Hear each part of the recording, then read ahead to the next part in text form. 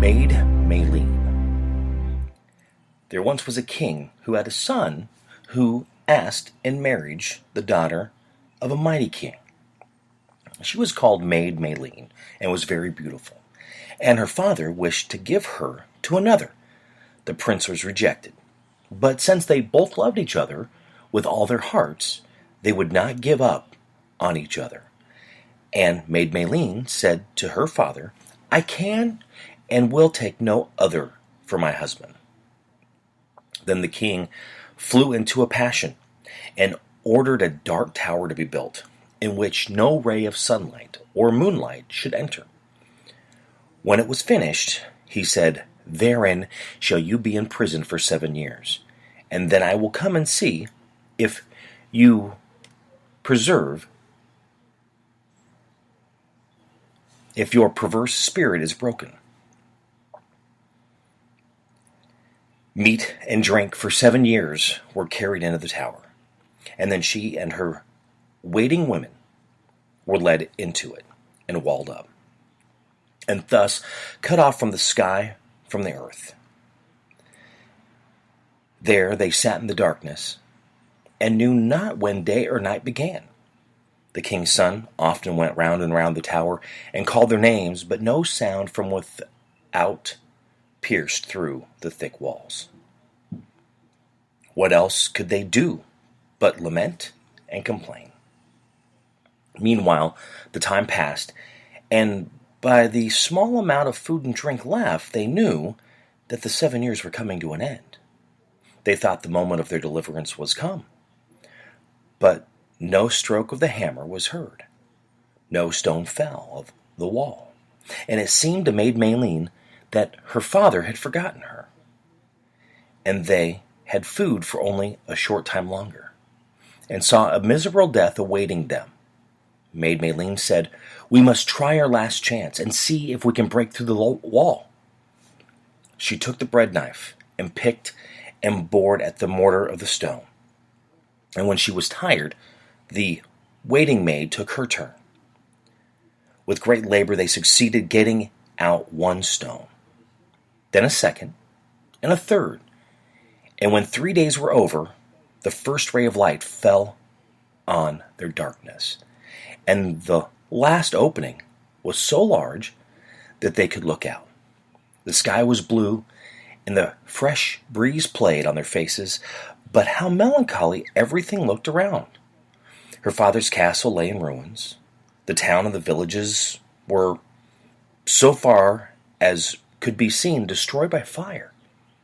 The fields far and wide laid to waste, and no human being was visible. When the opening in the wall was large enough for them to slip through, the waiting maid sprang down first, and then Maid Maleen followed. But where were they to go? The enemy had ravaged the whole kingdom, driven away the king, and slain all the inhabitants. They wandered forth to seek another country, but nowhere did they find any shelter, or a human being to give them a mouthful of bread. Their need was so great that they were forced to appease their hunger with nettle plants. When after long journeying, they came into another country. They tried to get work everywhere, but wherever they knocked, they were turned away. No one would have pity on them. At last they arrived in a large city and went to the royal palace. There also they were ordered to go away.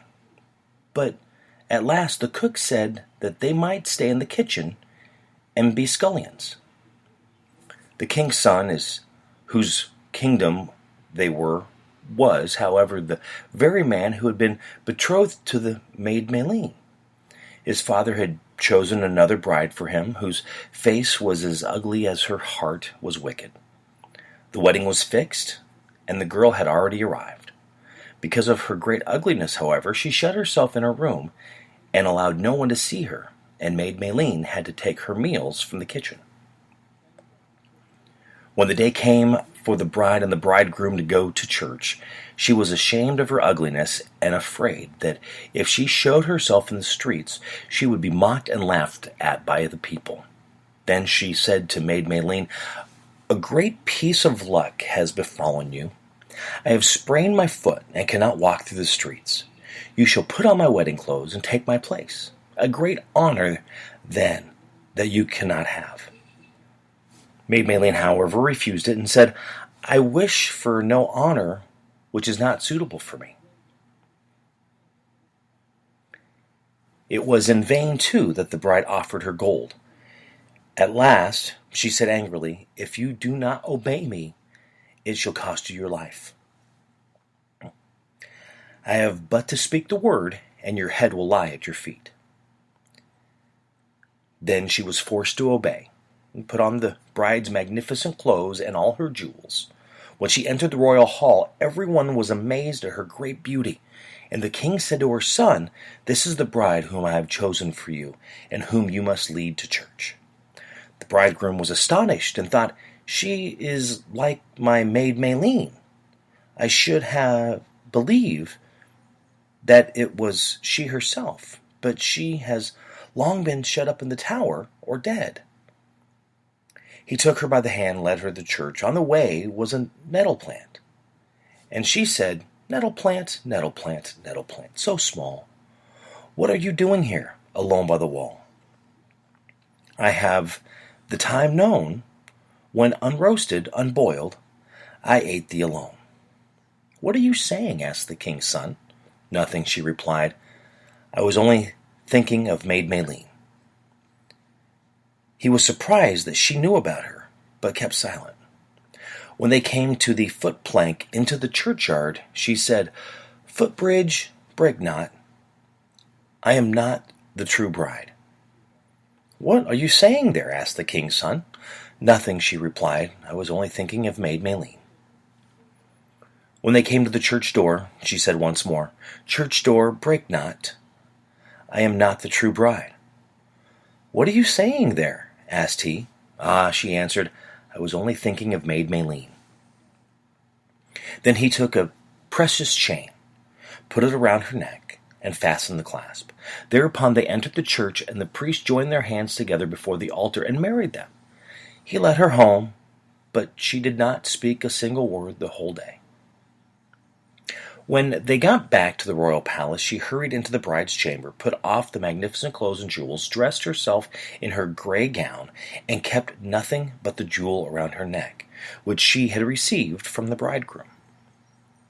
When the night came and the bride was led to the apartment of the king's son, she let her veil fall off her face, that he might not observe the deception. As soon as everyone had gone away, he said to her, "What did you say to the nettle plant which was going by the wayside?" "To which nettle plant?" asked she. "I don't talk to nettle plants." "If you did not do it, then you are not the true bride," said he. She bethought herself and said, "I must go my maid to see, who keeps my secret thoughts for me." She went out and sought Maid Maleen. "Girl, what have you been saying to the nettle?" "I said nothing, but nettle plant, nettle plant, nettle plant, so small. What are you doing there alone?" "By the wall." "Have the time known, when unroasted, boiled, I ate thee alone." The bride came back in the chamber and said, "I know now what I said to the nettle," she said. "Repeat the words which she had just heard." "But what did you say to the footbridge when we went over it?" asked the king's son. "To the footbridge," she answered. "I don't talk to footbridges." "Then you are not the true bride," she said again. "I must go see my maid, who keeps my secret thoughts for me," and ran out and found Maid Maleen. "Girl, what did you say to the footbridge?" "I said nothing, but footbridge, break not. I am not the true bride." "That costs you your life," cried the bride. But she hurried into the room and said, I know what I said to the footbridge, and she repeated the words. But what did you say to the church door? The church door, she replied. I don't talk to church doors. Well, then you were not the true bride. She went out and found Maid Maleen and said, Girl, what did you say to the church door? I said nothing but, Church door, break not. I am not the true bride. That will break your neck for you, cried the bride, and flew into a terrible passion. But she hastened back into the room and said, I know what I said to the church door, and she repeated the words. But where have you the jewel which I gave you at the church door? What jewel? She answered. You did not give me a jewel. I myself put it around your neck, and I myself fastened it. If you do not know that, you are not the true bride. He drew the veil from her face, and he saw her ugliness, and he sprang back terrified and said, How come you here? Who are you? I am your betrothed bride, but because I feared lest the people should mock me when they saw me out of the doors, I commanded the scullery maid to dress herself in my clothes and go to the church instead of me. Where is that girl? She said. Said he, I want to see her. Go and bring her here. She went out and told the servants that the scullery maid was an impostor and that they must take her out into the courtroom and strike her head off. The servants laid hold of Maid Maleen and wanted to drag her out, but she screamed so loudly for help that the king's son heard her voice, hurried out of his chamber, and ordered them to set the maiden free. Lights were brought, and then he saw on her neck the gold chain which he had given her at the church door. You are the true bride, said he, who went with me to the church. Come with me now to my room. When they were both alone, he said, On the way to the church, you did name Maid Maleen, who was my betrothed bride. If I could believe it possible, I should think she was standing before me. You are like her in every respect. She answered, I am Maid Maleen, who, for your sake, was imprisoned 7 years in the darkness, who suffered hunger and thirst, and has lived so long in want and poverty. Today, however, the sun is shining on me once more. I was married to you in the church, and I am your lawful wife. Then they kissed each other, and were happy all the days of their lives. The false bride was rewarded for what she had done by having her head cut off. The tower in which Maid Maleen had been imprisoned remained standing for a long time, and when the children passed by it, they sang, Cling, clang, Gloria, who sits within the tower, a king's daughter, she sits within, a sight for I cannot win. The wall, it will not break, the stone cannot be pierced. Little hands with your coat so gay, follow me, fast as you may. Maid Maleen.